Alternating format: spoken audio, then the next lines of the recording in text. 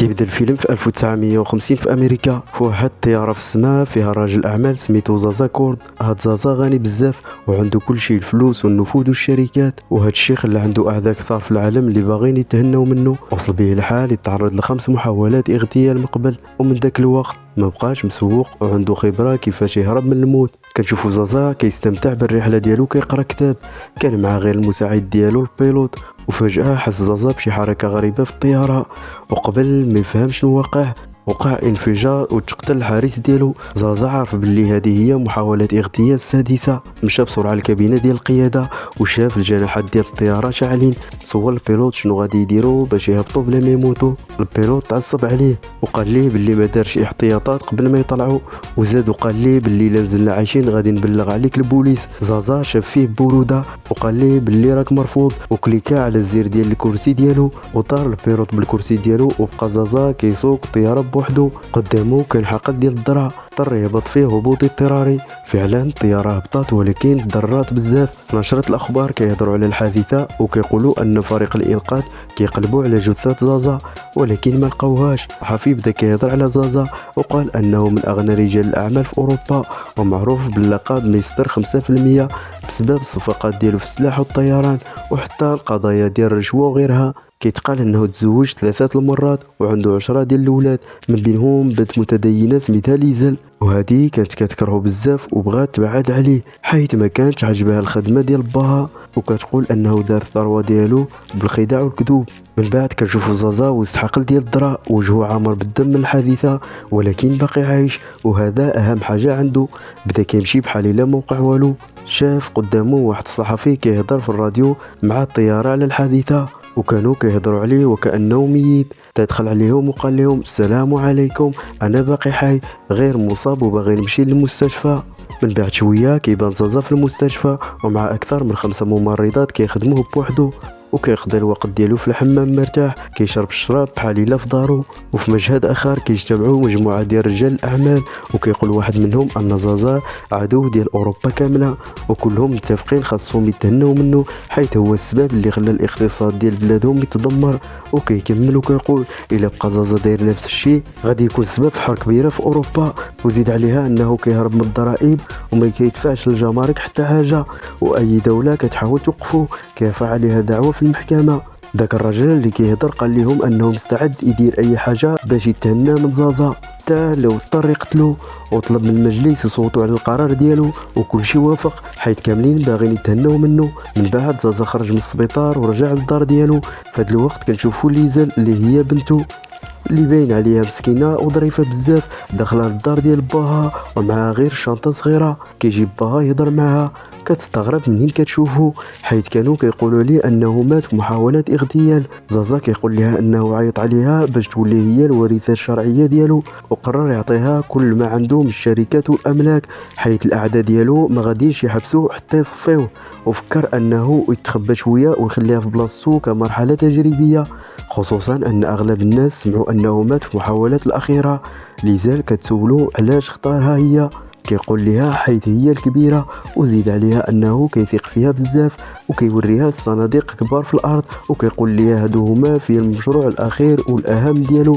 من بعد كيوريها خواتها اللي هما 9 وكيقول لها الاسماء ديالهم، ولكن هي ما كتهتمش حيث كلهم بحال وقرابين في العمر وعددهم كبير. كتنوض على طبله وكتسند على الحيط وكتقول زازا انه كانت سمعت اشاعات انه قتل الام ديالها وقتل 2 من العيالات اخرين. زازا كيدافع على راسو وكيقول لها مستحيل يقتل شي مرأة حيث سبق وكرا مجرمين باش يديروا ليه خدمات في شي حوايج، ولكن عمره ما يوصل به الحال يقتل شي مرأة من مراتو. وكيزيد يقول لها انه غادي يرفع دعوة على اللي كينشروا هاد الاشاعات حيث هذه هي الطريقة ديالو باش ياخذ حقه. كيطلب منها تجلس باش يشرح ليها المشروع ديالو، وكان باغي يبني مدينة كاملة مستقلة على العالم كامل باش يعيشوا فيها غير الاغنياء، تكون فيها محطة ديال السكك الحديدية وقناة مياه خاصة بها.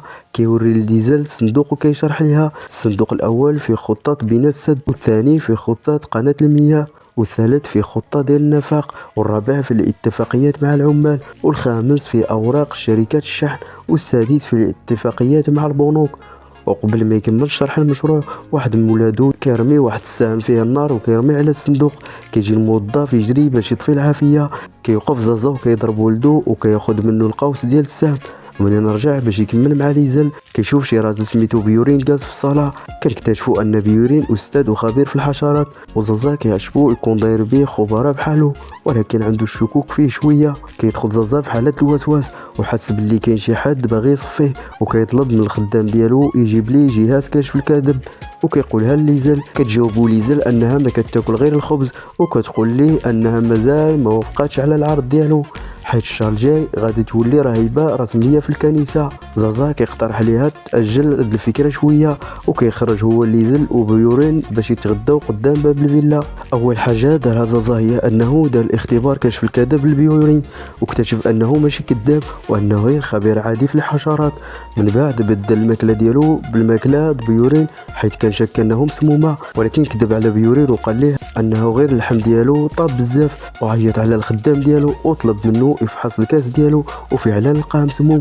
من بعد ليزل صيفطت رساله للكنيسه كيتبين فيها انها مشغوله دابا مع باها، وعندها امل انها تهنى من هذا الكابوس وترجع للكنيسه. من بعد بدات كتدرب مع باها كيفاش تستعمل الثروه ديالها، مع انها كانت باغي غير تستعملها في شي حاجه مزيانه وتعوض بها الناس اللي تضروا بسبب باها في السنين اللي فاتت. وقال ليها زازا انهم متحكم في كل شيء في ديك المدينه اللي غادي يبني فيها المشروع ديالو، حيث الماكله والماء كتوزع على السكان بالشروط ديالو. ليزل تصدمات من شخصيه باها وسولته علاش قاسي بهذه الطريقه. قال لها انه كان كيحب المربيه ديالو بزاف وهو باقي صغير في الحضانه، ولكن نهار واحد قررت تجاوز الحدود ديال الخدمه ديالها، فعاقبوها وطردوها من الخدمه. من داك الوقت ولا زازا انسان قاسي، حتى ما بقاش كيسول على ولادو، حتى على ليزل ما كيسولش. من يجمع ولادو من جديد كرا ليهم دار وحده باش يعيشوا بوحدهم. وكنشوفوا ليزل مشات تزور اختها في داك الدار ومعها بيورين اللي كيكون هو المعلم ديالهم وكيعلمهم كلشي على الحشرات في العالم. كنرجعوا لزازا اللي كيهضر مع ليزل على الام ديالها وكيقول لها انها تقتلت، ولكن ماشي هو اللي قتلها، بالرغم من ان البوليس قالوا انها ماتت موتة عاديه. زازا كيبقى متاكد ان الاعداء ديالو هما اللي صفوها باش ينتقموا منه. كيعتذر ليزل حيت هي خلاها تعيش حياتها كامله بلا الام، وبان انه شك في خوه الشريك نوبر. وكيقول ليزل انه غادي يرفع عليه قضيه الا وافقت تمضي العقد وتولي الوريثه الرسميه، وفعلا كتوافق. كيعيط على الخدام ديالو باش يفيق المحامي دابا ويمضي على العقد. في نهار الموالي كيجمع ولادو العشرة على الغداء، وكيكون معهم بيورين اللي جاب معاه حشره جديده باش يكمل التعليم ديالو للاطفال، ولكن الاطفال كيخافوا منها بزاف. زازا كيغضب عليهم حيت باغي يولي ولادو يكونوا قاسيين بحالو. كيطلب من بيورين ما يجيبش الحشرات للطبله مره اخرى.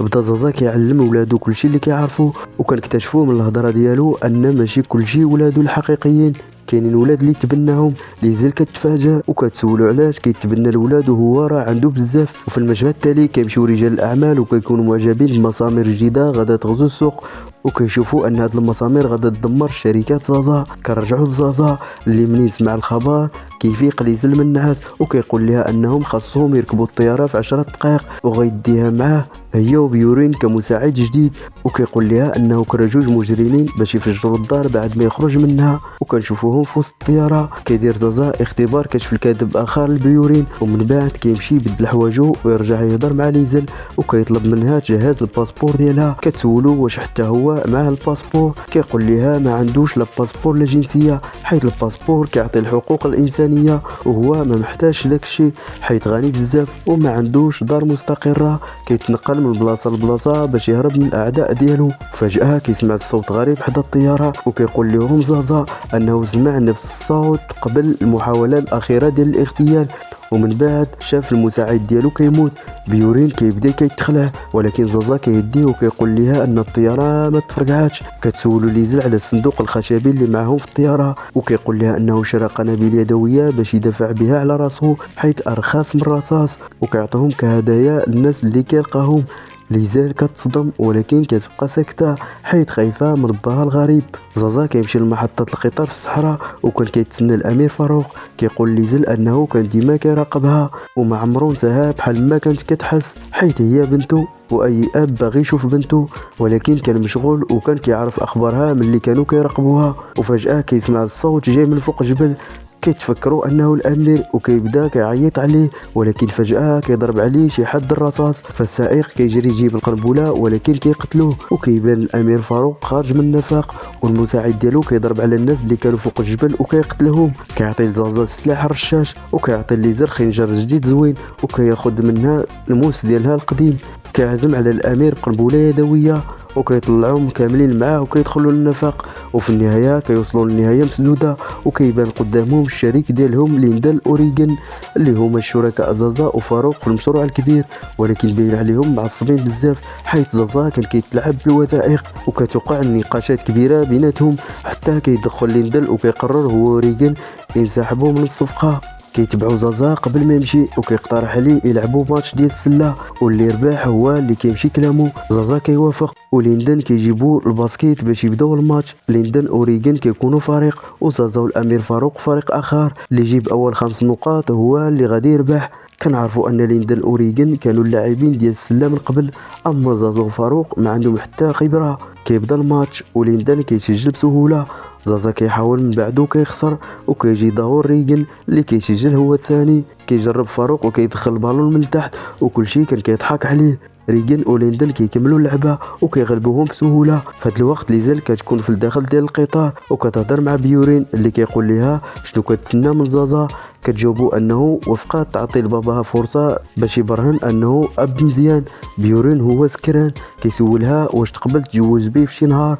كتغضب عليه وكتقول لها انها متدينه وما يمكنش تكون في علاقه. كيتقلق بيورين وكيقول لها ما تبقاش تشوف فيه، وكيبدا يبان لها انه ممكن يكون جاسوس. كرجعوا لزازا اللي كيكون مقلق حيث خسر الماتش وكيقول انه فاش وقعت حادثه الطياره حس براسو مات دقيقه ونص، ورغم انه تعرض لحوادث كثيره هذه هي اللي اثرت فيه بزاف وحياته كلها تهزات من ذاك النهار. كيطلب يهضر مع بنته، كتجي ليزل بسرعه وكيقول لها انها احسن وحده من ولادو، وكيعاود لها على التفاصيل نهار تزادت وحتى علاش سماها نيزل على اسم جداتو. كيقول لها انه كان كيحب ماماها بزاف وفاش ماتت قرر يدي ليزل للديار باش تربى مزيانه وكان خايف عليها. دابا كيحس بالحزن حيث كترفض دير علاقات وبين عليه ندمان. الشركاء ديالو كيبداو يشكوا انه عنده ارتجاج في المخ وكيضحكوا عليه، فكيواجههم زازا وكيعرض عليهم التحدي. الا قدر فاروق يسجل من اخير الممر كيكملوا الصفقه، واذا فشل يعطيهم نص مليون فرنك سويسري. ليندل اوريغان كيشوفوا الفلوس وكيوافقوا فورا. فاروق كيتوتر حيت عمرو لعب السله ولكن كيشد الكره ويمشي لاخر نفق. ليزل كتوقف وكتدعي معاه وكتمنى ينجح. في نفس الوقت كنشوفوا زازا في واحد العالم الخيالي، عنده اللحيه طويله ولابس لباس غريب وهز غزال ميت على كتفو. كيحط الغزال قدام العيالات ديالو الثلاثه وكيشق الباطن ديال الغزال وكيخرج منه عمله ذهبيه كثيره. فجاه كتجي ليزل وكتقول ليه الحقيقه ان ليزل ماشي بنته. كيتصدم وما كيبغيش يتيق، ومن بعد كيفيق من الحلم وكيكون في الطياره مع ليزل. كنعرفوا ان فاروق فعلا دخل البالون في الباسكت. وزازا كيسول ليزل اشنو دعيتي؟ كتجاوبوا الدعاء ماشي صعيبه، المهم يكون من القلب وصادق مع الله. وكينبهر زازا بالذكاء ديالها وكيقول لها انها كتشبهه، وحتى في العينين كيشوف ليه صورات نوبر وكتوريه ان عمها عنده نفس العينين. وكيتنرفز زازا وبين ما كيبغيش نوبر. وسط الهضره بيورين كيجي وكيقول زازا ان عنده مكالمه من صحابو بوبي. كيرد زازا عليه بالفرنسيه باش ما يفهمو حتى حد وكيكذب عليه وكيقول ليه انه ليندل وريغن وافقوا يخلصوا خسارات الصفقه المسامير وغادي يتلاقاو في البار بالليل. من بعد كتقول ليه ليزل انها كتفهم الفرنسيه وكتغضب عليه حيت كيكذب، وكتقول ليه هذه الفرصه الوحيده باش يبدل الصوره ديالو قدامها. وسط الهضره كيدخل بيورين وهو شاد قنبله في يديه. كيسول منين جبتي هاد القنبله؟ كيرد عليه زازا انهم غادي يحتاجوها بعد شويه. وكيصوت زازا على العدد وكيكتشفوا باللي باقي غير 18 دقيقه، فكيطمن حيت الطياره غادا تهبط بعد 10 دقائق. وكيبقى زازا هادي عكس ليزل وبيورين اللي مرعوبين من الانفجار. وفي الليل زازا والفريق ديالو كيوصلوا للبار ديال بوبي، وبوبي كيرحب بهم بزاف وكيعزم عليهم زازا بقنبله يدويه. كيبان ان بوبي فرحان بزاف حيت زازا قدر يقنع الاخوان يدفعوا الخساره وكيدخلهم للمكتب ديالو ويقدمهم للضيوف وكيبداو يهضروا على العمل. فجاه كتدخل بنت مجهوله وكتخلي الرساله عند بوبي وكيقراها وكيقول زازا ان هذا الخط هو الخط ديالو. زازا كينكر في الاول ولكن كيعاود يعترف انه كتب الرساله باش يقنع بوبي يحضر الاجتماع ويدفع جزء من الخساره او الا المشروع ديالو يتدمر والشركات المسامير الجديده تاكل السوق. وبوبي كيبدا يفكر واش غادي يوافق. وفي هذه اللحظه كتوصل عصابه خايبه سميتها عصابه الادغال. كيدخل الزعيم ديالهم وكيهدد الزبناء بالقتل الا ما عطاوش كلشي اللي عندهم. الناس كيخافوا وكيعطوهم المجوهرات والساعات. ومن بعد العصابه كتوزع كتالوج فيها الانشطات الممنوعات واللي كديرها العصابه. بوبي كيشوف هادشي وكينزل من المكتب ديالو معصب وكيطلب منهم يوقفوا الضرب. ولكن واحد من العصابه كيضرب عليه الطلقه. زازا كيتدخل وكيجيه الرصاص حتى هو وكيطيح على الارض. الناس كيتجمعوا عليه والعصابه كتهرب قبل ما يوصلوا البوليس. وبوبي كيخرج الرصاصه من زازا وكيشكر زازا حيت ضحى براسو عليه وكيقول ليه انه موافق يحضر الاجتماع في الليل ويدفع نسبات من الخساره كعربون ديال الشوك.